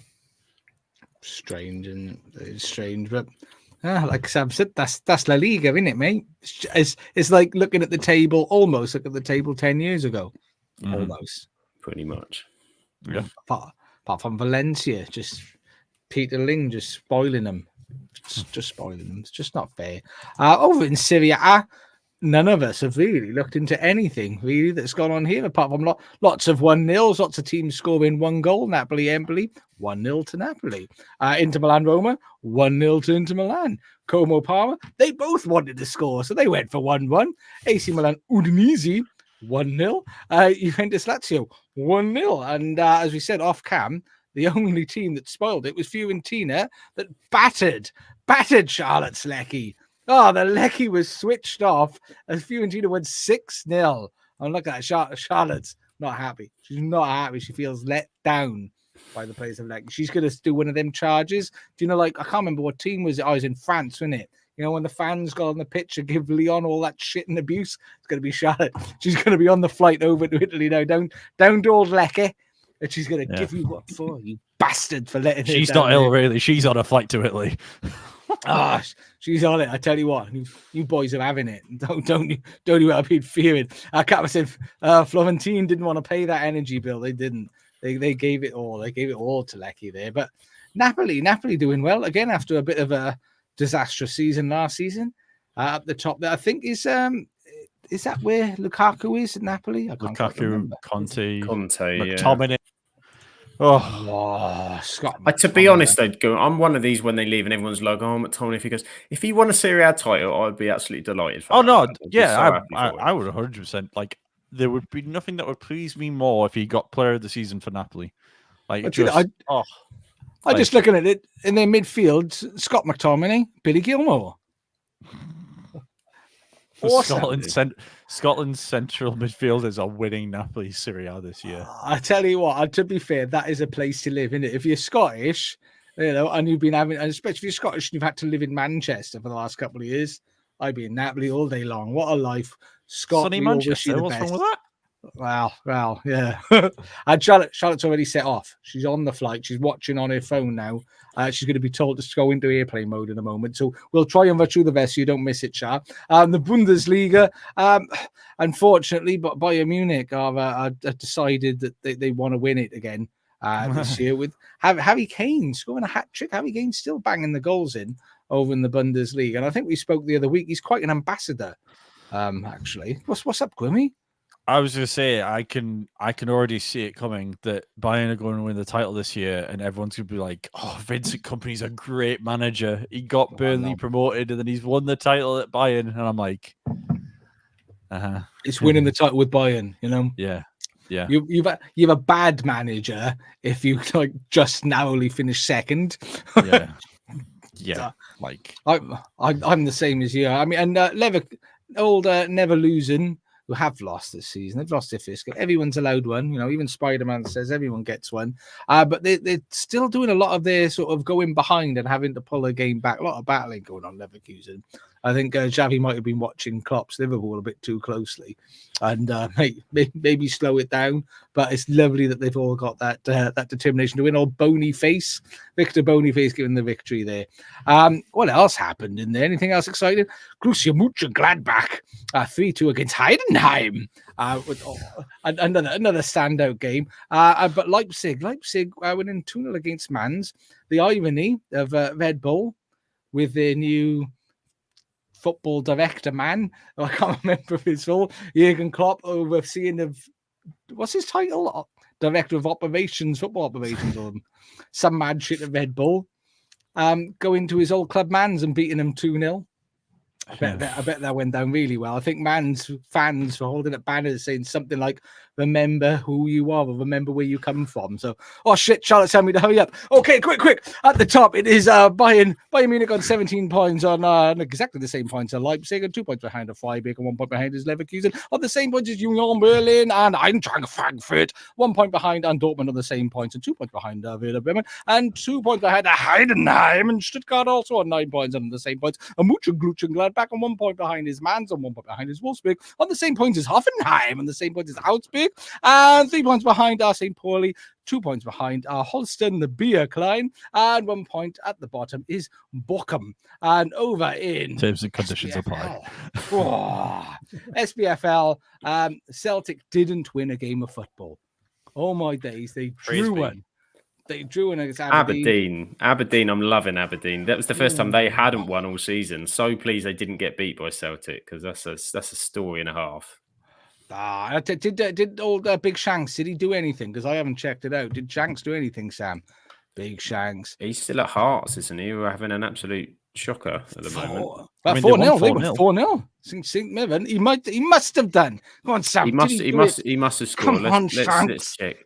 It must be time. Must be time for the shank. Come on, because both the Beckers teams did well. Aberdeen drew it and Dundee. No. Is he injured?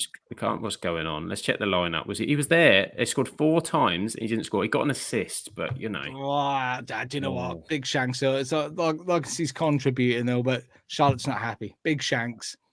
Double poop emoji. that. Double poop, not just one, but 2. And Treaty say Rebecca's other favourite team winning. Yeah, she's got every league. She'll have somebody winning. Charlotte's He's feeling happy. Charlotte's giving not just a boo Big Shanks double poo emoji, but then a boo, and then a boo. Mate, you've let it out. You've let it out.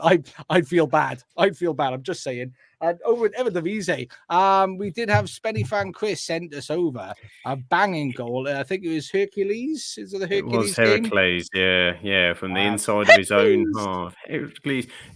It was a great goal. It was a phenomenal goal from his inside of his box. I think the keeper should have saved it. I know I'm going to be depressing, but the keeper stopped. Should have knocked it out of the bar. Do your job, keeper. Do your job. I agree, but beautiful technique, though. Beautiful technique. Side-footed swipe. If you haven't seen it, check it out. It's on the BBC website. But what else is going on over here? Fortuna shit hard. They drew 0-0 against William. Wilhelm. Charlotte said, boo! The keeper was poo emoji in Hercules against Ajax. Ajax actually won 4-3. All of the other teams, did we have anything else exciting? Feyenoord won 5-1 against Go Ahead Eagles and put in points on the board for the first time this season. Wowick drew with 20. Wowick, first point on the board, taking them 9 games and only 1 point. You're letting us down. Don't you dare get promoted because you're a pod favourite and you're one of the funniest names to say. That and of course NEC won 3-0 against Irvine. Sam knows how to say that one properly, didn't you? NEC. Isn't it Nijbegen? That's probably not. I'm probably.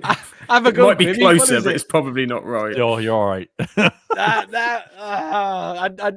PSV Eindhoven still winning, unbeaten still, 9 games, unbeaten, 9 games, 29 goals. Have you seen that, Grimmy? 29 goals in 9 games. It's almost like they were coached by a United legend the previous seasons and learn how to score again. Well, with Luke de Jong up front, mate, how can they not be banging in the goals? True. Obviously. And so PSV at top. Utrecht, the Juventus tracked, are second. Ajax are in 3rd position. Feyenoord are in 4th. And then Achmed are in 5th. 20 in 6th position. Go ahead, Eagles. Go ahead. They're in 7th. William is in 8th. And NAC. NAC. It's not even German. They don't even sound remotely German over in Holland. But they're in 9th. Sparta, Rotterdam, or anywhere, Liverpool or Rome are intense. Fortunate to shit hard. If you've eaten the right food, if you got your rubbish in, they're in 11th place. And NEC are in 12th. Groningen, 30th position. Hercules, 14th. 15th, Pex. Isn't that like one of them toys you used to have? Pez. It sounds like you're saying Peck Swole there. My pecs are swollen. I have been working out again. So my pecs are swollen in 15th. Hillveen in 16th. I'm in 17th. And disappointing us all. Walwick in bottom position. And Charlotte's unhappy with Walwick as well.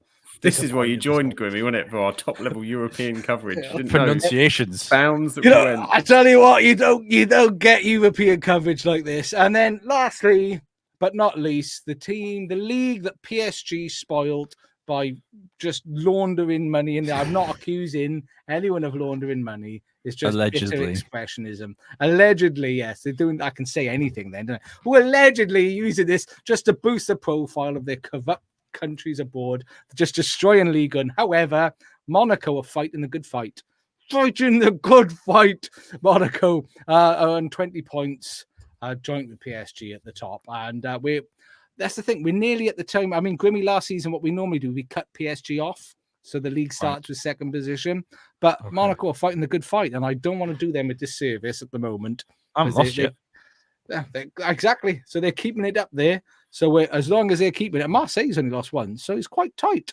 And top 3 is keeping quite tight. Yeah, I prefer Marseille not to be involved, but you can't have everything. Well, I just want someone to challenge PSG. That's all I want. They are collecting quite a collaboration of shitbags, should we say? So they may even be behind PSG in the likability factor. If they win. That is true. Them and Fabrizio, to be fair, not doing themselves any favors, are they? Really? No. But Monaco are fighting the good fight, and that's who we want. That's who we want to do well. Montpellier on the bottom, Angers in 17th, and Le Havre in 16th. Did you like that one? Then any other team? What other team names do you like to say, or should we just go through the whole league? I mean, if you don't point out number 11, I don't know what we're doing here, Josh. Well, Brest in the middle. You got Brest slap bang in the middle there of the league. And who else have we got? Do you know the LOSC? I always forget who that is. Again, that's Olympic Lille and Lyon. I always get confused, and I can never remember who they are. But they're in fourth. Lille are in fourth. That's Lens nice are in of fifth. you. What was it that Rennies? No, it's Rems. Rems. It was Claire when they called them Rennies. Too much. There's too much to lose. Reims. Reims are in sixth. I've been watching The Office. Reims in sixth. Lyon are in seventh. It's ninth in eighth. Nantes in ninth. Strasbourg 10th. Brest in the middle and 11th. Auxerre? Who are they? That's Oxo. Isn't that what you put in your gravy? Oh, right. Oh, shit. Right. And then, I'm thinking Oxo. That's what I was thinking of. European, the finest European coverage. And Rennie. Oxo Auxerre. Rennes in 13th. St. Etienne 14th. So much to lose in 15th. Le Havre, Angers, Montpellier. And Spenny fan Chris is telling us in Bordeaux, Andy Carroll got the winning goal for Bordeaux. He's loving life. Well done, Andy Carroll. And I'm not going to read this out loud because I'm not going to lower the tone. I'm not going to lower the tone, Graham. That's not what we're about here. Yeah, I don't get this one. Latou's, but more. Because they've lost 4 times. You see, very good. That's a great thought. Auxerre was a cable you plugged in the back of your TV. Graham, we were on the same wavelength there because I thought that myself, but then he made the gravy thing, so I couldn't. I tell you what, what a podcast, what European coverage. This is why we were multi-award nominated for coverage like that. If people need more, Sam, where can they find you? You can find me, provided my ceiling hasn't caved in. You can probably find me on Twitter at SamAbsolute FBL. I'm on TikTok now and again on that one, and on YouTube sometimes doing bits, but plenty of stuff coming on the podcast, which is very exciting. And I can tease something. Something big is coming, because I can tell you that the group chat has been popping off while we've been on. So something big is coming. I won't announce it. It's going to be announced at some point once we convene, but something big is coming. Yeah, we've got more than one group. We've got more There's than many one group chats, Grimmy. There's many group chats. So there's a group chat I'm not in. I'm not allowed to be in it. Okay. There's many groups I need to have on, but I wonder if it's one that I might not even be in it, Grimace. No, I don't even. It's the one you're not. You're not even in. It's the one you chose not to be in. It's your own fault, you see. I'll have to tell you afterwards. Yeah, At least you chose not to be in it instead of not getting an invite. There's a difference there, Josh. The problem is, Grimmy, to get an invite into this one, Man United would probably have to get relegated. So I'd rather you stayed out of it. Yeah, we can't deal with Could that. make things interesting. There's too much. There's too much. Charlotte's giving the look at that. There you go. It's her group. She can do what she wants. It's her group. She does what she wants. But Grimace, if people do want more of you, where are you? I mean, God help them if they do. But you can find me on Twitter under Grimmy16. I'm on YouTube on Saint Grimmy. And that's about it, really. One thing I would like to do before we go is just give a shout out to the Blythe Spartans youth team, who got through to the first round of the Youth FA Cup proper by knocking out none other than Rochdale's youth team on penalties. So suck it, Char. There you go. I'll have to retract that. We can't have that. Be waiting for that one. I'm not saying that you're definitely not getting that group chat now, mate. Nope. Or you might be just to be abused and then you get booted out again. You'll join in, they'll be like, right then, you. You'll get them Well, sausage that's buns and not- everything. Hashtag Grimmy out has just appeared on the. Only that. It's trending. My ears are burning already. And a great Grimmy _16. I always wonder if that's because you set your Twitter account up when you were 16. Jesus Christ, I didn't know Twitter was that old. No, I was because no, don't think so. No, I just I'm trying to haven't think figured now you because being when I old, was mate, 16, that's it would all. have been 2008, and Twitter may well have been around then. Nah, you're older than that, mate. Don't you Billy bullshit me, my friend. No, I'm definitely not older than that, Josh. But I'm the 32. important... Oh, God, you all make me feel so old. Right. Anyway, so on that depressing note, follow the podcast, people. If you're on Twitter, it is at Absolute Ball Pod. And on the YouTube, if you're watching on YouTube and you haven't subscribed, it's free. Just do it. Do you know what? It's such a good feeling. Every time you hit subscribe and your life just becomes better. Everything, your smiles are bigger, the sky is sunnier, the sun shines brighter, everything's warmer. Things that you want to be bigger are bigger. Things that you need to be smaller are Liverpool smaller. lose a game.